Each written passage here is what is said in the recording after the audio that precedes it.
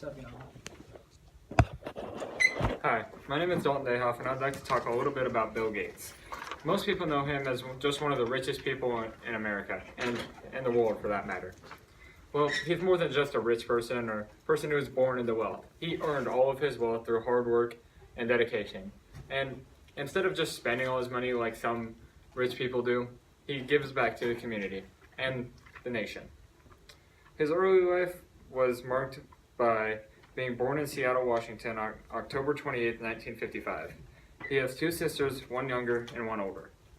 And when he went to college, after being one of the graduating with a 4.0 in high school, he dropped out of Harvard Law School after 2 years to pursue a business in the computing industry with his partner Paul Allen. While he was at Harvard, he actually spent a lot of his time in the computer lab instead of actually studying for law, because he could just go to class, take the test, and pass it. This caused his parents a great deal of stress. When he made his fortune in the computer industry, he was with his partner Paul. He earned $20,000 in high school for his first company. And after they dropped out of college, Paul went to college in Seattle. They both got jobs at MITS after dropping out of college. Then they started Microsoft, which is a program used for computers to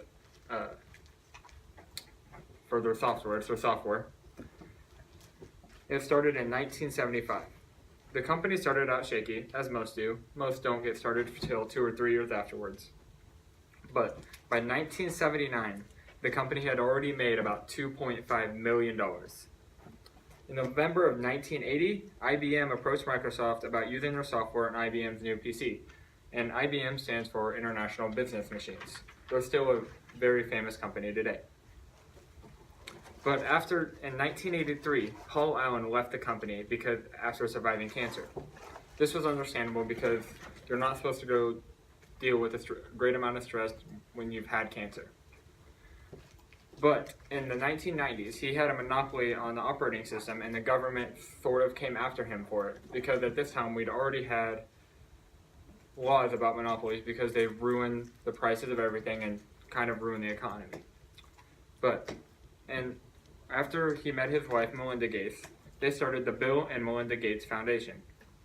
They just did this to give back to the world.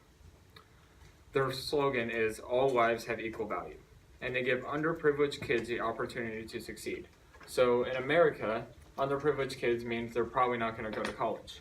So they help with kids with college, pay for college, that have the drive and the intelligence to go to college. And outside of America, they give them food and water to help them survive until they're 18 or 20.